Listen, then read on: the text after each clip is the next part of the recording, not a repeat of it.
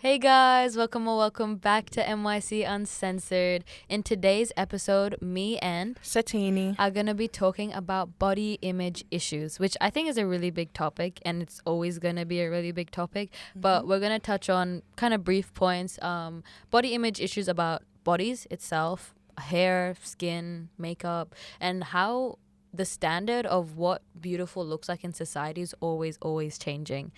So we can start on the first part, which is body itself. Do you have any thoughts or inputs, Satini? Um, okay. I think there's like so much awareness about body images now, but people still struggle with it. I think a lot of people still fall for that society standards. Like you have to be thin or I think with social media now and celebrities and influencers having such a big presence, like you have to be slim thick or something, like big booty, slim It's so slim bad. waist and all that kind of stuff, right? Because like that's the reality of it. Whether they edit their photos or like get those BBLs It's and all so that stuff, bad. it's very what's the word, it's very damaging for, especially actually for anyone's Yeah, mental not health, just for young girls, I right? think for anyone, Because you want to be able to be like, oh, you want to seem attractive to someone, or you want to be able to fit under this standard because that is the quote unquote Yeah. standard, right? Mm-hmm. I don't know, it's a topic that many speak about, but you still fall for that trap, like even unconsciously.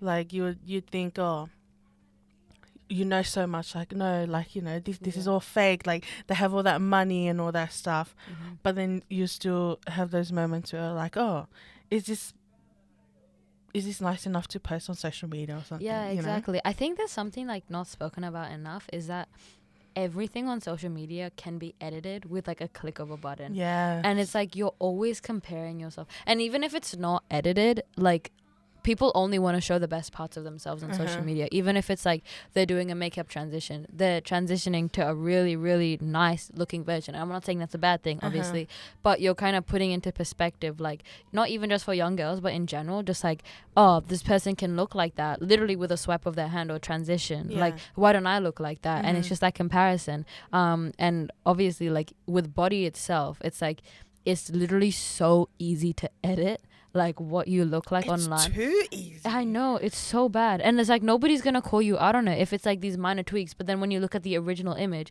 then you feel disgusted about how you look at it. It's not even like demeaning or detrimenting for the people viewing it. It's detrimenting to yourself. Yeah. Because you're comparing yourself to a version of you that doesn't even exist. Yeah. Ooh. And that's like that was deep. That was deep. That's very deep. That was like, I think that's a really big thing. And I would like to say I don't get affected, but I personally can't tell when something's edited or not. So I'm like, damn, she has a really, really nice body. Like, why don't I look like that? 100. And it's like, they, even if it's not edited, it might be them flexing or like posing in a certain way. And I'm like, hey, why don't I look like that 100% of the time? Like, I just feel bad about myself then. And it's like, not even just that. It's like, not enough people, and it's fine to do poses that make you look good as well, but hiding the poses that you don't necessarily, what society deems looks good, like sitting with your stomach, is like looked down upon, and people don't even post that, so you don't even know like, oh, she has a normal stomach as well. So it's like, damn, like why am I not as skinny as her, or why am I not as thick as her? So it's like, yeah. And I think like going on with like just in general, like trends are always changing. Like in the 1920s it was being very, very slim. In like early 2000s still really slim, but like it started going like getting really big like asses and stuff like that. So it's like, and now it's just like, oh, all bodies are beautiful, but then you're still going to kind of lean towards, oh, this person is beautiful because they have this type of figure and stuff. Like you can just see with Victoria's Secret supermodels, like they, like the world wants to say they're getting inclusive, but almost 99.999% of the time there's only really one type of body type that's in those posts. But like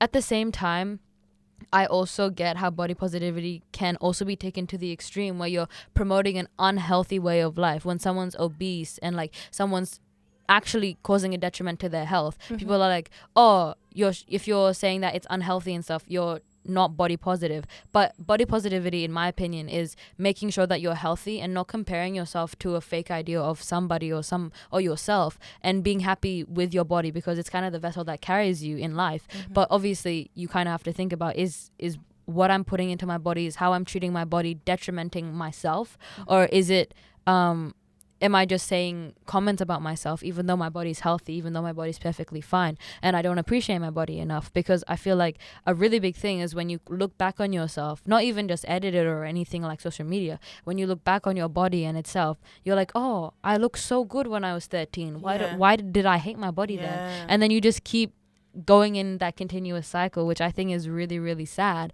But it's something that everyone struggles with. For sure. You're on the point with everything that you mentioned, and I think that's something that I think people overlook, and sometimes like subconsciously you might not recognize it, but even like if you're online shopping and stuff, and then you see the models, the models and think, stuff, oh, it's gonna look so good. Yeah, exactly. Yeah, because literally that was me the other day. Okay, so I was like, oh, we have similar body type or something. When I bought the clothes, it was not fitting the same way. So I think even like, I mean, it's not their fault, right? But I think it's also remembering that even for some of the models that you see with these clothes and stuff, sometimes they'll pin the back of the dress to accentuate like certain like curves and stuff like that, or they'll do some DIY stuff so things fit perfectly. Yeah, it's and then you'll think, oh, like, that person has my body shape. How come it doesn't look like that on me? Exactly. So it's like, it's small things like that that you don't realize. It could just be like shaper or something. Not saying it's bad, but like they could be wearing like 5 corsets and like holding at the back of their dress or something like that. So like it's hard to look. But we'll move on to the next part, which is like skin, hair, makeup. I think that's also that is considered body image issues, I think, and that's probably one of the biggest elements, actually, body and kind of what you look like as on your face, because so many people, like in teenage years, it's a bit harder because you're going through puberty and stuff, and like everyone's just competing, like, oh, how much little acne do I have, or do I have clear skin and stuff. And obviously, like, it's going to be hard to see people with clear skin or see people online, because a lot of people online are usually adults and they have clear skin, and you see these models and you're comparing yourself to them as a teenager who's still growing up, like, oh, I don't have clear skin, but her skin is so nice. Like, what can I do? Like, I cannot tell you the amount of like home like masks and stuff I've tried to put on. Like, obviously it does work, but it's less about me trying to do well for my skin and more about me comparing myself with others and like saying, oh, I'm only doing this because I need clear skin, not that I want to help my skin.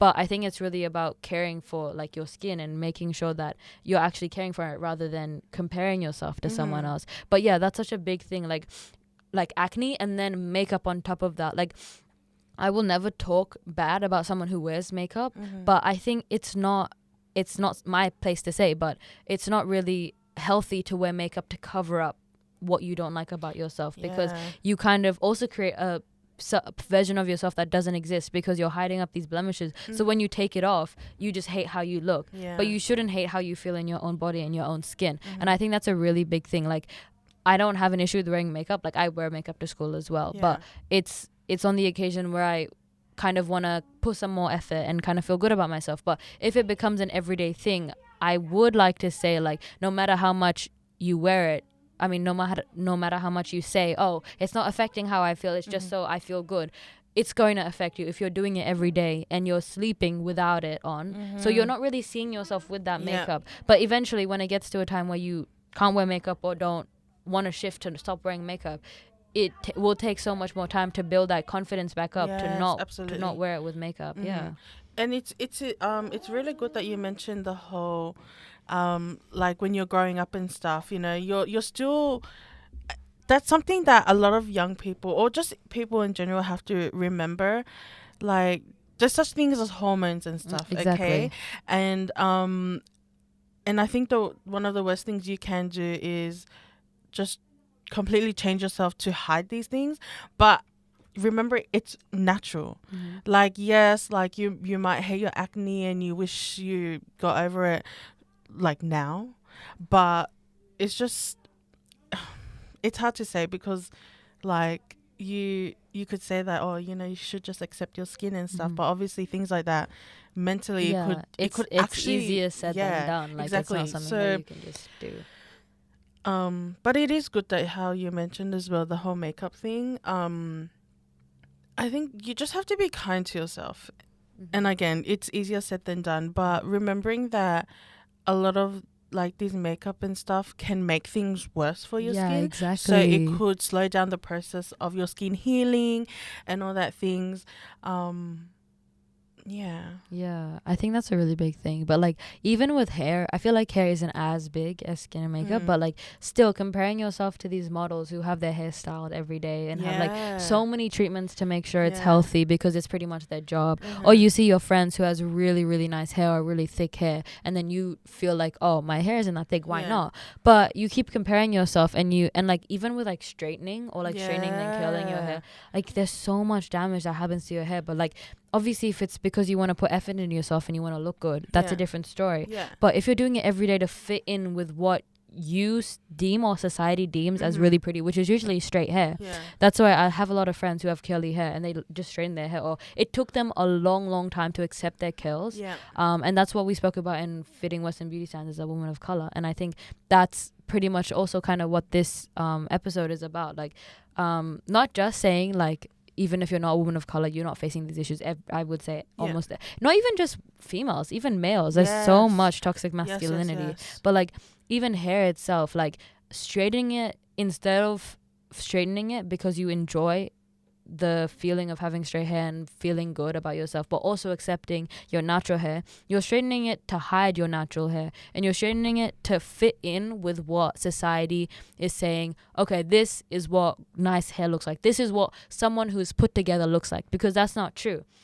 You can rock up with a messy bun and still get like so much done in the day and feel so productive and be an amazing human being.